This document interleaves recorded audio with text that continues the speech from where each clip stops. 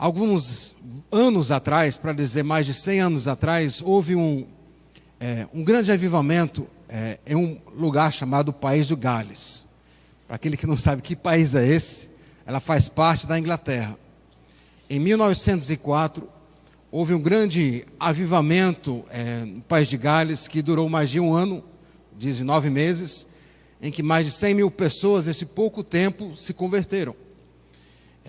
País de Gales, como eu disse, fica na Inglaterra, fica na parte leste ou oeste da Inglaterra. Ali havia uma cidadezinha bem pequena, com mais ou menos 1.000 habitantes, e ali havia um pastor de uma igreja calvinista wesleyana.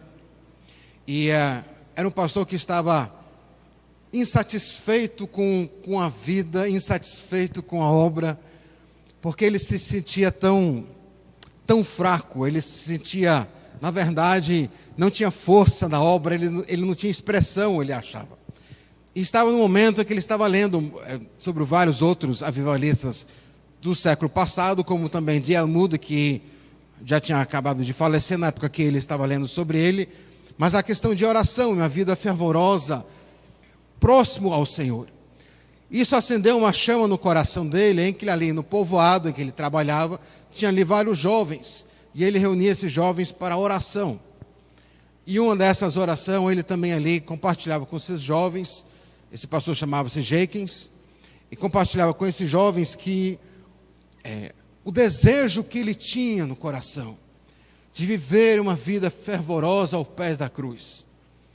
E ali, então, ele pregava, e dentro tinha uma menina, uma adolescente, 16 anos, que em um momento foi procurar ele à noite na casa, bateu a porta, ele mandou entrar, ela falando sobre o desejo, na verdade, de aceitar Jesus como seu Salvador e começar essa nova vida. Ele disse, então faça o seguinte, vá para a tua casa, vá para o seu quarto, tranque a porta, dobre os seus joelhos, ali você ora, despeja o seu coração diante do Senhor e entrega a sua vida. Passando-se alguns dias, ele faz a reunião com alguns desses jovens, e faz um culto com esses jovens, que não eram muitos, eram uns 15 jovens, que faziam parte desse povoado, com mais ou menos 1.000 habitantes, e ali ele fala novamente sobre a questão da vida do cristão, e faz uma pergunta bem simples, né? O que significa Jesus para você? Aí um dos jovens que prestou bem atenção disse, não, Jesus ele significa que é o Salvador do mundo, né? E não foi essa a resposta que ele queria. Ele não queria a resposta certa, vamos dizer, teologicamente. Ele queria a resposta pessoal. Aí ele faz a pergunta novamente. O que é Jesus para você? E aí essa menina que tinha procurado ele alguns dias antes, tremendo no seu coração, nervosa, ela se levantou e disse, eu quero dizer o que Jesus significa para mim. Ele disse, diga. Ela disse, eu amo Jesus Cristo de todo o meu coração. No momento que ela expressou, foi como uma chama acendeu no coração de vários outros jovens. Aquilo foi o começo de um grande avivamento que vai acontecer. E um dos pregadores, ou um dos pastores mais conhecidos desse avivamento é o Evan Roberts, que na verdade é o que a maioria considera ele, na verdade, como propulsor que Deus usou dentro desse avivamento no País de Gales. Mas antes dele havia essa jovem que estava com o coração em chamas. E quando a gente ouve alguém chamando e dizendo, eu amo Jesus Cristo de todo o meu coração, acontece algo com quem ouve, há uma chama que acende no coração, uma chama de avivamento, uma chama de desejo de viver para o Senhor. O texto que nós lemos aqui nessa noite fala exatamente sobre isso. Uma mulher que, de uma forma que quer expressar a sua gratidão, o seu amor a Cristo, de uma forma expressiva, de uma forma espontânea e de uma forma dramática, na verdade, para a condição dela. Mas é uma mulher que poderia muito bem, talvez também ter dito essas mesmas coisas, essas mesmas palavras. Eu amo Jesus Cristo de todo o meu coração. E é um dos maiores mandamentos que Jesus nos deixou para nós também amarmos o nosso Deus. Todo o nosso coração, de todo o nosso entendimento, com toda a nossa força. Como é que nós podemos amar a Deus de tal forma? Como é que nós podemos amar a Cristo de tal forma em que esse amor se expressa em vida? O segredo é claramente que o amar a Cristo ela é evidente, na verdade, como resultado do perdão que nós recebemos. A vida com Cristo. Dentro desse contexto que nós lemos, só para trazer o contexto e o contraste, né? Aqui em Lucas capítulo 7, nós lemos no versículo 29, que é alguns versículos antes, em que se diz que Jesus estava aqui rodeado de muitas pessoas. Versículo 29 aqui de Lucas 7, que diz: todo o povo que o ouviu e até o publicanos reconheceram a justiça de Deus, tendo sido batizados com o batismo de João. Mas os fariseus, os intérpretes da lei, rejeitaram quanto a si mesmo o desígnio de Deus, não tendo sido batizado por ele. E é dentro desse contraste em que você vê as pessoas sendo chamadas pela graça de Deus e aqueles que, na verdade, se auto-justificam. E é dentro desse contexto em que Jesus é convidado por um fariseu, Simão. Provavelmente Jesus, ele já tinha pregado na cidade, ou estava pregando na sinagoga da cidade, como era o costume. Então ele foi convidado para almoçar. Porque, obviamente, os cultos nas sinagogas eram pela manhã. Então ia almoçar, ou, vamos dizer, jantar mais tarde, e entrou então ali na casa de Simeão. E são três personagens que nós vemos claramente nesse texto. É claro, é o Simão, e também nós vemos aqui a mulher, a pecadora, e nós vemos nosso Senhor Jesus Cristo, o Salvador. Então o Simão, a pecadora e Jesus são os principais. E aí você vê que Jesus ele é convidado para esse banquete. E a maioria, vamos dizer, dos rabinos ou dos fariseus eram pessoas bem de vida. Então as casas eram casas amplas. E no centro da casa, geralmente ali havia o quintal, né? Nosso quintal no fundo, né? Ou na frente. Bom, ali, na verdade, era o centro das casas. A casa construída ao redor, e no centro havia um jardim, ali se fazia os banquetes. E nesses banquetes convidava as pessoas importantes da cidade. E a razão, vamos dizer, o motivo dele convidar Jesus, nós não sabemos. Pode ser motivo político, né? Pode ser motivo para ser bem visto pela sociedade ali em que ele morava, ou pode unicamente ser por uma curiosidade, ou pode unicamente também ser porque ele queria testar Jesus de alguma forma no que ele estava pregando. Mas, de qualquer forma, ele convida Jesus e Jesus aceita o convite que está ali presente na casa de Simão. E ali, eles sentados ali, acontece esse acontecimento dessa mulher que nós lemos. Que, na verdade, aquele acontecimento que vai acontecer é algo que, na sociedade, não aceita o que ela faz. Tudo o que ela faz ali com Jesus é totalmente errado diante da sociedade judaica, é a cultura judaica. Mas quem é, então, essa mulher? Nós não sabemos quem ela é, nós lemos aqui no texto que diz aqui uma mulher pecadora, provavelmente uma prostituta. Como eu disse, não é um texto igual aos outros textos de Marcos, e Mateus e João. Alguns dizem que talvez seja Maria Madalena, e até porque no capítulo seguinte, capítulo 8, é que o evangelista Lucas vai aqui apresentar Maria Madalena. Mas a grande parte não acredita que seja ela, mas seja uma pessoa, na verdade, que nós não conhecemos. Porque até Lucas, como historiador, ele tem uma preocupação de trazer os nomes dentro dos acontecimentos e ser bem específico dentro dos acontecimentos. Então nós não sabemos quem ela é, mas nós sabemos e vemos o que ela faz, né? Porque aqui diz assim, convidou então um dos fariseus para que fosse jantar com ele. Jesus, então, entrando na casa do fariseu, tomou o lugar à mesa, né?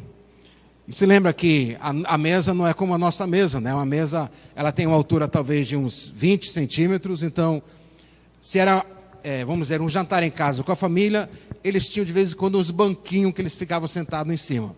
Mas quando era um banquete com muitas pessoas, ficaram todos sentados no chão, com o pé de um lado ou de joelho, mas geralmente encostado um no outro, e não tinha talheres, né, como a gente usa, né? Então tinha vários pratos grandes no centro, e todos sentados ao redor ali, e usaram um tipo de um pão, que nós não temos tanto aqui no Brasil, mas o pão ele se usava para pegar comida com o pão, e ali se comia com a mão, né?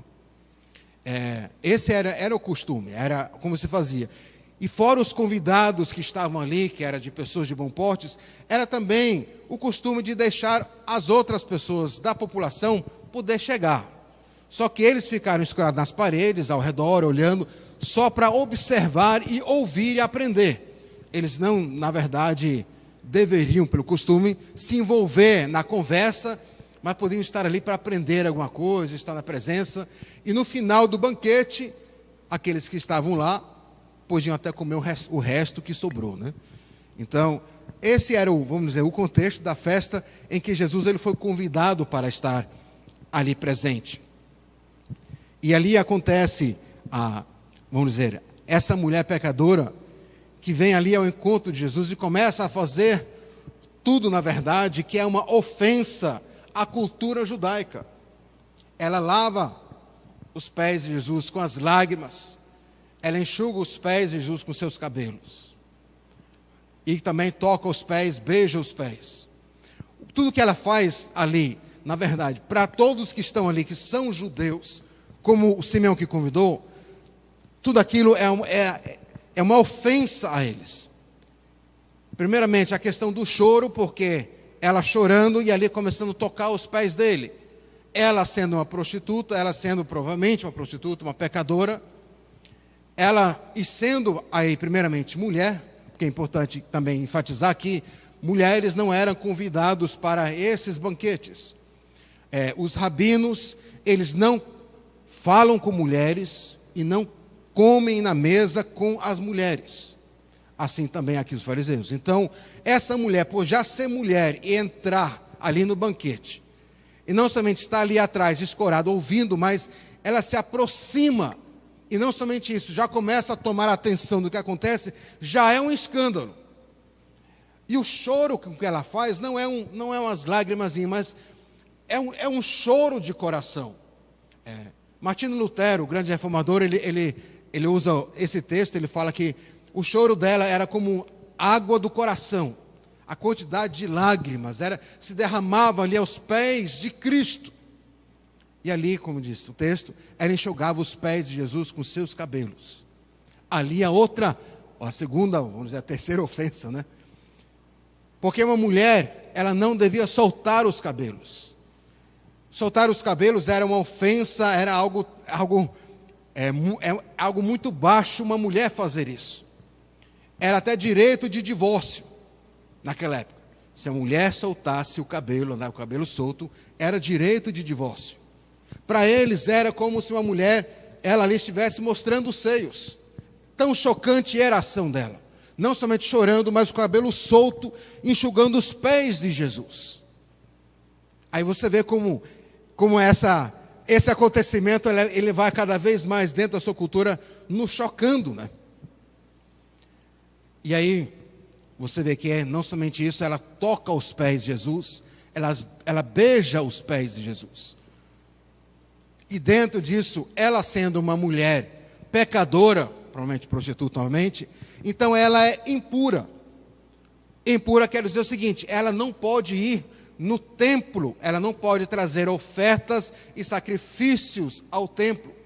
Ela precisa ter, dependendo do pecado, dependendo da condição, ela tem que ter no mínimo 7 dias de preparo, se consagrando e trazendo oferendas ao Senhor, ofertas ao Senhor, holocausto, para poder se apresentar no templo, só na parte das mulheres. E essa mulher, então, sendo impura, quando ela toca em Jesus, Jesus se torna impuro, pelos olhar do fariseu.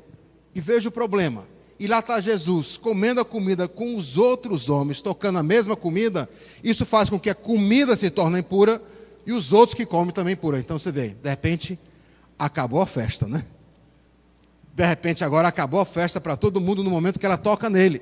Porque agora ninguém mais pode comer, porque o que Jesus tocou, provavelmente também agora vai se tornar impuro. Você vê a situação que essa mulher causou, e você vê como o olhar é diferente de Cristo para essa mulher, e como o olhar de Simão é para Cristo e essa mulher. Você vê como é importante, de vez em quando, ver a questão cultural, como entender como as coisas são naquela época, para que fica mais profundamente a importância do que está acontecendo. E tudo isso leva tempo. Isso não foi algo que aconteceu rápido. Ela estava ali chorando, enxugando os pés, beijando os pés de Jesus. Aí você imagina a visão dela ali no final. De repente estamos aqui com essa mulher, com o rosto todo inchado, cheio de lágrimas, né? Cabelo todo sujo agora de areia e sujeira, né? Porque limpou os pés de Jesus. Porque se lembra que naquela época todo mundo andava, né? Não sei se você andava de cavalo e se você andava de sandálias. E a maioria das ruas não era calçada com asfalto ou pedra, claramente, mas você andava de sandália. Então quando você chega numa casa, você está com o pé totalmente sujo de poeira. E você vai sentado ao lado de alguém com o seu pé encostado no outro. Por isso o costume de lavar os pés, né? Para nós é algo assim, estranho, né? É como eu chego na Noruega e explico alguma coisa cultural brasileira, né? E que é isso? Pronto, vou dizer, olha, o que é costume, especialmente no Nordeste, mas em várias grande parte do Brasil, é que quando você visita alguém para almoçar, ou vai almoçar na casa de alguém, eles te oferecem um banho. Estão aí com a toalha, quer tomar banho antes do almoço, está aqui, né? Aí o norueguês não entende isso, como é que é isso, né? Para eles seria uma ofensa, é porque você está cheirando mal, é? Mas quando você chega aqui e você vive no nosso calor, nos nossos ônibus, aí você entende o porquê você quer tomar banho antes do almoço, né? Mas quando você vive no frio, no inverno da Noruega, em que você mal soa, você não entende, na verdade, esse contexto. Então é exatamente isso. Jesus estava com os pés sujos, por isso que era um costume você oferecer a lavar os pés, até para os outros convidados, né? Você que vai ficar do lado, né, com o chulé ali do seu pé, perto de você, né? Gostaria muito bem que alguém lavasse os pés, né? Mas você vê, tudo isso levou tempo. E agora você tem aqui essa mulher que lavou os pés, beijou os pés de Jesus. E ali, e tudo isso acontecendo era algo, vamos dizer, uma palavra repugnante para Simão. Ele olhando isso, ele não olhava, não via nenhum agrado, não via nada bonito nisso. Para ele era um escândalo. E fora disso, aí você vê no versículo 39, que quando ele olha para Jesus, e ele pensa nessa situação que agora está acontecendo, o texto não diz se as pessoas estavam conversando, eu acho que havia um silêncio, né? Acho que todo mundo ali estava pisando em ovos, e agora, né? Eita, o que vai acontecer agora? Veja o que essa mulher está fazendo, né? Veja esse escândalo, né? Aí, o texto não diz se eles estavam conversando, mas o texto diz, na verdade, o que Simão estava pensando.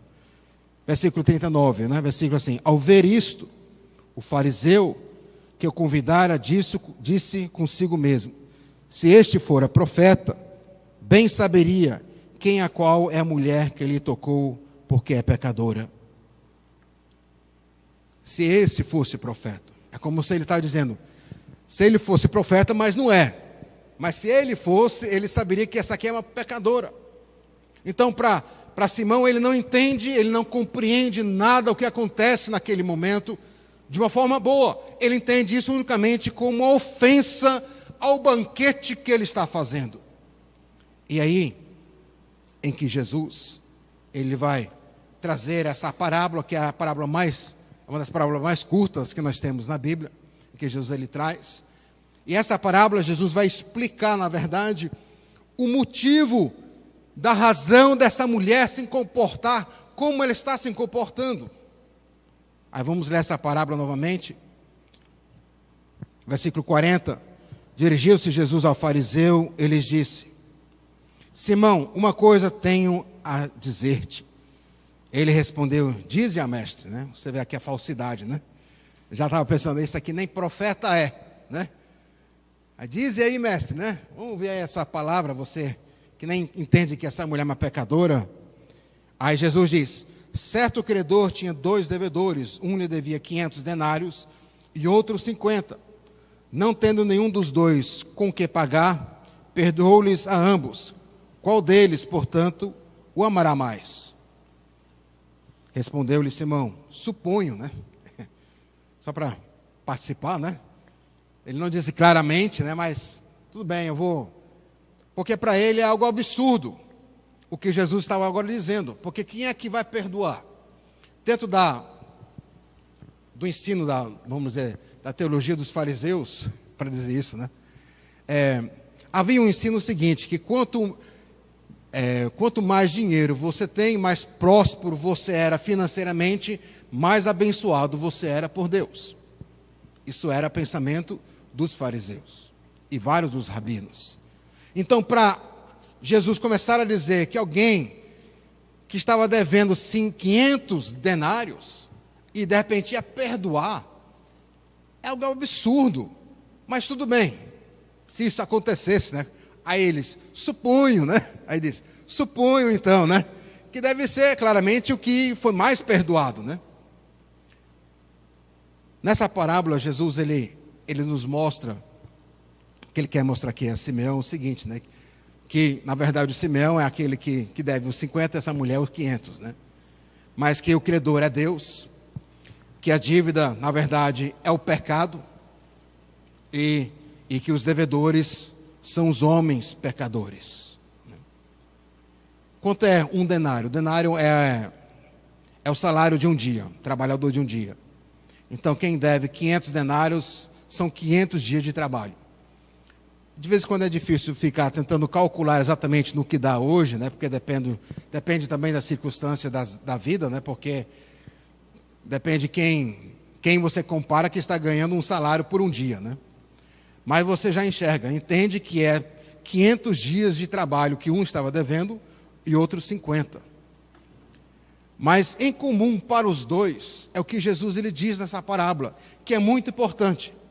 Porque o importante aqui não é a quantia, mas é o que Jesus ele diz nessa parábola aqui no versículo 39. Versículo 42. Não tendo nenhum dos dois com que pagar, né? Então a condição era a mesma. Então a questão não era necessariamente a quantidade, mas a condição de não poder pagar as suas dívidas, de não poder pagar de volta. E aí eles foram perdoados. Essa condição de todo homem. Nós somos todos pecadores. Todos os homens são pecadores. Alguns vêm de uma condição diferente do que outras no seu viver, no seu contexto, na sua família, mas todos somos devedores, nunca iremos poder pagar. Alguém talvez vem de uma vida, vamos dizer, na sociedade muito mais criminal, muito mais de outra forma. Eva está lendo um livro de um jovem lá na Suécia que se converteu há uns 3 anos atrás. Ele era um dos bandidos mais procurados da Suécia, na cidade de Malmö. É uma cidade em que tem havido muito problema com os muçulmanos, com imigrantes muçulmanos queimando carro, ônibus. E esse jovem está ali, esse jovem se converteu e ali teve uma nova vida. Então, quando ele fala da vida dele, é uma vida na criminalidade, é uma vida, na verdade, em que ele tem desprezo por tudo o que é humano. É claro que a condição dele é diferente do que uma pessoa que cresceu em um lar estruturado, com os pais estruturados, aprendeu a respeitar o seu próximo, mas que ao mesmo tempo precisa da salvação, porque nunca nós iremos poder retribuir ou pagar a nossa dívida diante de Deus, os nossos pecados. Então isso que Jesus está dizendo nessa parábola é o seguinte, que a condição do homem é única. Ninguém tem como pagar, todos pecaram e carecem da glória de Deus. Tem que que usou essa certa imagem para mostrar exatamente a condição dos 500 denários para outro que tem 50 denários, era como 2 homens se afogando. Os 2 estão afogando. Um está no mar afogando com um mar com 50 metros de profundidade, outro se afogando no mar com 500 metros de profundidade. Aí o que está nos 50 metros de profundidade se afogando vai dizer: olha, ainda bem que não sou como esse aí que está se afogando nos 500 metros de profundidade, porque a minha condição é melhor. É um absurdo, porque os dois vão afogar, né? Então essa condição, todos os seres humanos estão afogando. E é isso que Jesus ele traz aqui a Simão, a Simão, exatamente esse ensino, perguntando quem é que vai, na verdade, quem é que, na verdade, ele vai amar mais. É claramente aquele que é perdoado mais. Aí Jesus ele diz: julgaste bem. E aí, no versículo 40 a 50, você vê a mudança disso tudo, em que Jesus agora começa a explicar, na verdade, o entendimento dessa parábola, juntamente o que essa mulher está dizendo. Aí Jesus, na conversa, falando com Simão, olhando para ele, diz: olha, você vê essa mulher? Não sei se você nunca, alguma vez, já vários de nós já temos essa experiência de alguém conversando com você, mas não olha para você, né? Já está olhando para outra coisa, né? Para aquilo que ele está conversando. E Jesus está fazendo isso. Ele está conversando com Simão, mas olhando para a mulher. Você vê essa mulher? E aí é que Jesus vai trazer o contraste entre o que ela fez e o que ele não fez. O que ela estava fazendo e o que ele não estava fazendo. Porque é o costume. Aí ele diz aqui no versículo 44, voltando-se para a mulher, disse a Simão: vês esta mulher? Entrei em tua casa e não me deste água para os pés. Esta, porém, rogou os meus pés com lágrimas e enxugou com seus cabelos. Você não fez o que é nem costume. Aí você vê que Jesus percebeu, e todos os convidados já tinham percebido, que o Jesus que foi convidado para a casa desse Simão, ele não era bem quisto não, esse Jesus, porque não fizeram o mínimo, que era pelo menos dar a oportunidade de lavar os pés. Aí Jesus: você me recebeu, mas você não ligou para as questões costumes. Aí, mas ela sim, ela lavou os meus pés, não com água, mas com lágrimas. E você não me recebeu com ósculos, com beijo, né, que era normal, um abraço, um beijo, quando eu entrei na tua casa. Mas ela não deixou de beijar os meus pés. A palavra, que é a expressão aqui, é até a mesma palavra, a expressão que se usa quando o filho pródigo, ele volta para casa, ao seu pai, o beijo que o pai ele dá. Assim, versículo 45, então não me deste ósculo, ela, entretanto, desde que entrei, não cessa de me beijar os pés. Aí não me ungiste a cabeça com óleo, a razão é que era um perfume, geralmente você era recebido para cheirar melhor, né? Dentro do seu dia, você ia ali jantar, era um óleo com perfume que você colocava um pouquinho na cabeça, e era também um costume deles. Sei que para nós é muito estranho, né? A gente prefere o chuveiro, né? Com shampoo, né? Com sabonete. Mas você vê o contraste de como Jesus ele não foi bem recebido, e ao mesmo tempo Jesus aceitou esse convite na casa desse homem que se auto-justificava, se achava bom, hipócrita, olhando para os outros, mas se achava bom o suficiente para poder receber Jesus. E aí, não somente isso, aí Jesus diz: não ungiste a minha cabeça com óleo, mas esta com bálsamo ungiu os meus pés. Mostrando esse, vamos dizer, esse amor extravagante que ela estava demonstrando a Jesus Cristo. Ela estava se colocando em uma posição de ridícula, uma situação em que, na verdade, era vergonhosa, uma situação em que os outros não entendiam, mas era situação de gratidão. Ela estava querendo expressar aquilo que Deus tinha feito na vida dela. E aí é que Jesus ele dá essa grande declaração a ela aqui no versículo 47, dizendo as seguintes palavras: por isso te digo, perdoados são os seus muitos pecados, porque ela muito amou, mas aquele a quem pouco se perdoa, pouco ama. Essa é uma declaração que vai trazer o choque depois, né? Mas a declaração que Jesus ele traz aqui não é para entender que ela está perdoada porque ela ama, né? É para entender que ela ama porque ela é perdoada. Primeiramente, você vê o contexto da parábola. Jesus diz, né? O que foi perdoado, né? Por isso ele ama, né? E até aqui no final do texto, no versículo 50, você vai ver que quando Jesus ele fala sobre a salvação e a fé, ele vai dizer, a sua fé te salvou. Então Jesus não está dizendo agora que se você ama a Deus, você vai ser perdoado. O amor, na verdade, é um fruto do perdão. É um fruto da graça de Deus sobre as nossas vidas.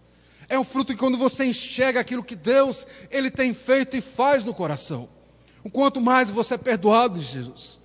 Isso não quer dizer necessariamente que você agora tem que começar a pecar para que você possa entregar, para que você possa ser perdoado e ali você sentir o perdão e a graça e o amor de Deus. Aqui se trata, na verdade, de enxergar a condição em que nós nos encontramos. Não somente no dia em que nós nos convertemos, mas também hoje, né?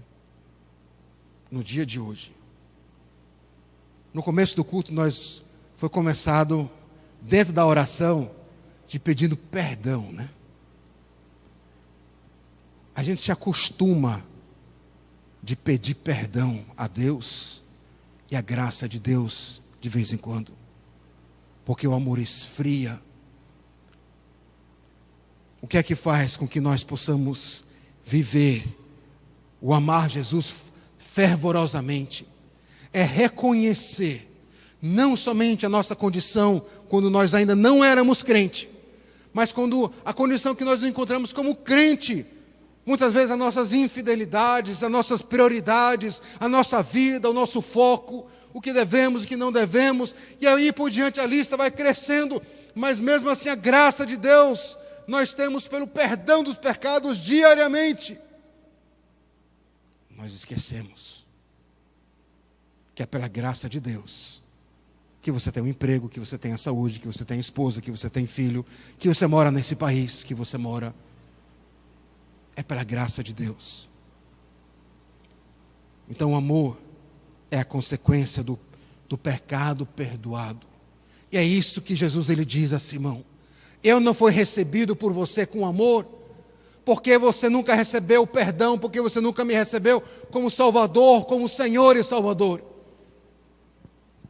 Ela me recebeu com amor, porque eu sou Senhor e Salvador da vida dela. Ela provavelmente, é claro, em algum momento antes desse texto que nós lemos, ela ouvindo a Cristo, vendo alguma situação em que ela, na verdade, tomou a decisão de entregar a sua vida a Cristo. E esse texto que nós lemos é uma expressão de algo que aconteceu antes. E aí é que, dentro dessa declaração que Jesus ele faz, é que choca essas pessoas. Versículo 48, então disse a mulher, perdoados são os teus pecados. Para nós que não somos judeus, até nisso nós não entendemos a gravidade do que Jesus estava dizendo, que não foi a primeira vez, que ele vai repetir algumas vezes, dizendo a algumas outras pessoas, os teus pecados estão perdoados. Qual a gravidade? Jesus agora estava dizendo a eles, eu sou Deus. Porque quem pode perdoar é só Deus. Você vê a pergunta com que eles fazem, que eles não entendem. Versículo 49, o que estava com ele à mesma, começaram a dizendo entre si, quem é este que até perdoa pecados? É um escândalo. Porque quem perdoa é só Deus, né? Porque os judeus eles trazem os seus holocaustos, suas ofertas ao templo anualmente pelos seus pecados. Anualmente eles têm que trazer isso. Ali o sumo sacerdote trazia o sangue, as ofertas de animais, de vários tipos de animais, ao Senhor como oferta, sacrifício pelo pecado do povo, sabendo que claramente isso não perdoava o pecado, mas era um simbólico daquilo que iria acontecer na cruz. Por isso, para eles ouvirem um homem como Jesus dizendo, seus pecados estão perdoados, era algo que eles não compreendiam. Como é que pode? É uma blasfêmia. O que é que Jesus está dizendo? Nós não entendemos o chocante de toda essa situação. Mas você vê como Deus é maravilhoso. Porque Deus, Ele não se importa com o que é certo dentro culturalmente. Ele veio para libertar o que estava cativo. Ele veio para salvar o que estava perdido. E Jesus, Ele veio para essa mulher. E ali Ele fala a Simeão exatamente isso. Essa mulher está aqui se despejando por causa o perdão dos pecados foi concedida a ela. E aí é que ele diz que, aqui no versículo 50, mas Jesus disse à mulher, a tua fé te salvou, vai-te em paz. Só Ele pode trazer paz completa. Quero dizer para você aqui nessa noite, se você ainda não entregou a sua vida ao Senhor Jesus Cristo como Senhor e Salvador, hoje, nessa noite, você pode sair daqui com seus pecados totalmente, plenamente perdoados. Tudo perdoado. Independente do que você tem feito na sua vida, independente de como você tem vivido, falado, hoje você encontra esse perdão em Cristo Jesus. Como seria maravilhoso, né? Se você nessa noite podia sair daqui com a paz no seu coração, que só Jesus pode trazer, o perdão dos pecados. Isaías 28:16 fala ali que quem crê não será decepcionado, diz uma tradução. Quem crê não joga. Então, se você deposita a sua fé no Senhor, claramente nunca será decepcionado. Ele é o Senhor e Salvador. É algo tão simples, mas algo tão difícil. Para nós reconhecermos a condição que nós estamos. É tão difícil que é Deus que tem que abrir os nossos olhos através do Espírito Santo, para nós enxergarmos que todos nós estamos afogando. Nenhum homem na face da terra pode pagar a sua dívida diante de Deus, a não ser se receber e aceitar o perdão da dívida que nós temos em Cristo Jesus. E aí, como você lembra, eu comecei essa mensagem dizendo como amar fervorosamente Jesus. O amor é uma resposta do perdão. Ela está na proporção. Então, quando nós vemos a nossa culpa, é que nós começamos a enxergar o amor de Deus e a graça de Deus.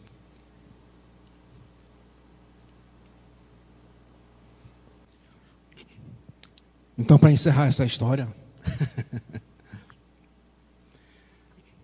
que ele estava dando oportunidades para os alunos do seminário de entregar o trabalho um pouquinho mais tarde, cada vez mais. Aí ele disse que a primeira vez que ele deu a graça aos alunos para entregar uma semana mais tarde, ficaram todos surpresos com a graça que ele dava. Na segunda vez, que foi um mês mais tarde, vieram também vários alunos pedindo, que ele pudesse mudar a data dessa entrega desse trabalho.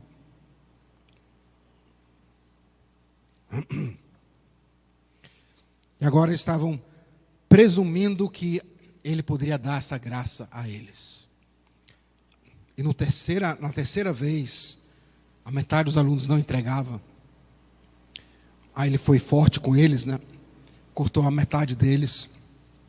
Aí ele diz o seguinte, que pela terceira vez, agora eles não estavam mais surpresos pela graça, agora não estavam mais presumindo a graça, mas agora estavam exigindo a graça. Aí ele fala sobre nós como cristãos. De vez em quando nós deixamos de ficar surpresos pela graça e começamos a presumir o perdão de Deus. E não somente isso, começamos a exigir a graça de Deus sobre as nossas vidas. Isso faz com que o esfriamento, ele fica presente em nossas vidas. Em que tudo que nós começamos a fazer na obra ao Senhor, não é mais para um propósito de glorificar a Deus, mas é tentar marcar ponto, é tentar agradar a Deus de alguma forma, é tentar de alguma forma amenizar a nossa consciência. Mas nada disso nos ajuda no caminhar cristão, porque a vida ela é tão difícil, as circunstâncias são tão injustas, como para essa mulher pecadora, que não tinha o direito de ter acesso ao Jesus, como essa mulher pecadora, que fez um escândalo, porque ela unicamente queria se expressar a Cristo, como essa mulher pecadora, que foi julgada pelos outros, pela vida que ela tinha. A vida era injusta, mas ela não se deixou ser presa por aquilo, mas ela queria viver uma vida mostrando gratidão a Cristo. Como então viver uma vida em que você ama fervorosamente a Jesus Cristo, em que você diz, como aquela jovem no grande avivamento no país de Gálicia: eu amo Jesus Cristo de todo o meu coração. Aí a minha pergunta é: o que significa Jesus Cristo para você? O que ele significa para você? Você consegue ter coragem, disposição e fervor no coração dizer: eu amo Jesus de todo o meu coração? Ou você segura e tenta calcular: será se eu amo mesmo ou será se eu não amo mesmo?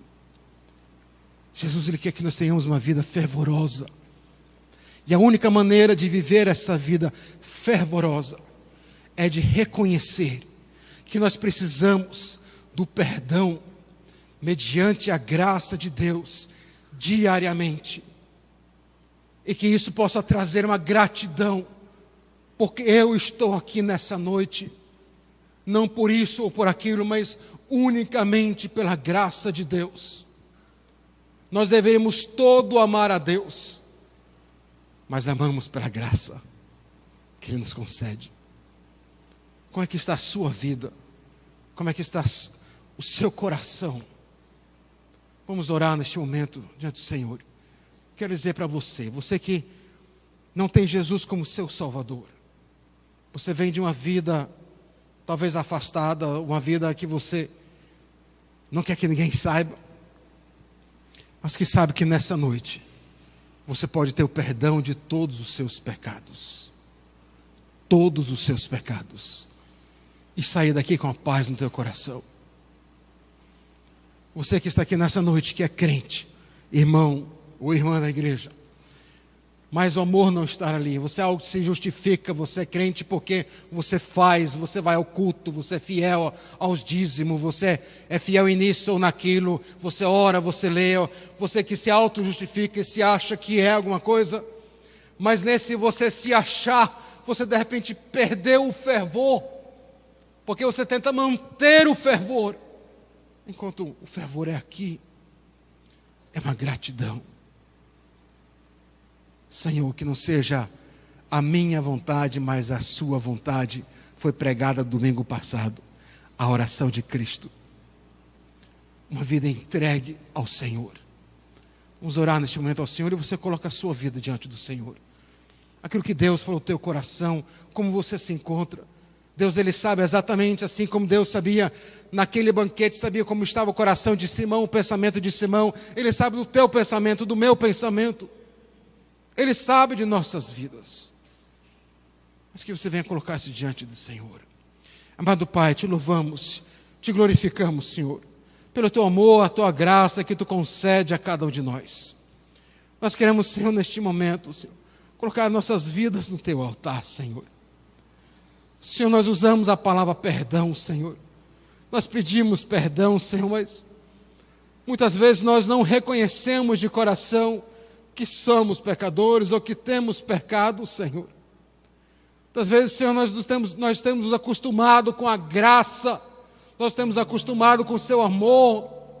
Perdoa-nos, Senhor, por até nos exigirmos, Senhor, a Tua graça sobre a nossa vida. Ou pressupormos que você tem que fazer, que o Senhor tem que fazer algo por nós. Senhor, perdoa-nos, Senhor, por sermos tão orgulhosos, acharmos que somos tão fortes, tão grandes, tão sábios, tão ricos, tão bons, Senhor, que nos acostumamos de viver sem a Tua força e o Teu poder em nossas vidas. Senhor, pedimos perdão, Senhor, por nossas vidas não ser uma expressão, Senhor, do Teu amor. Pedimos, Senhor, transforma, Senhor, quebranta, Senhor, que as nossas vidas, Senhor, que nós podemos aprender a amar fervorosamente nos dias de hoje, nessa sociedade de hoje, na vida que eu vivo hoje, Senhor, em que eu possa expressar: eu amo o Senhor Jesus Cristo de todo o meu coração. Precisamos, Senhor, que Tu quebranta essa Tua igreja. Precisamos que Tu quebranta essas nossas vidas, Senhor, do nosso orgulho, Senhor, de acharmos que somos algo. E vai dizer: Senhor, nós somos 100% dependentes de Ti. Perdoa-nos, Senhor Jesus Cristo. Perdoa-nos, Senhor.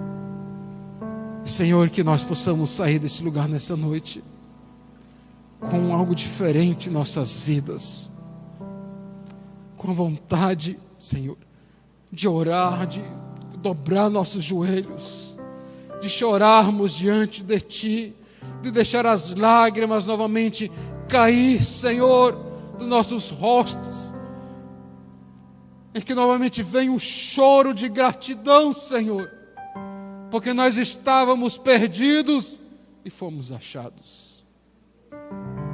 Senhor Jesus, ó Senhor, ajuda-nos, Senhor, em nome do Senhor Jesus Cristo. Aleluia.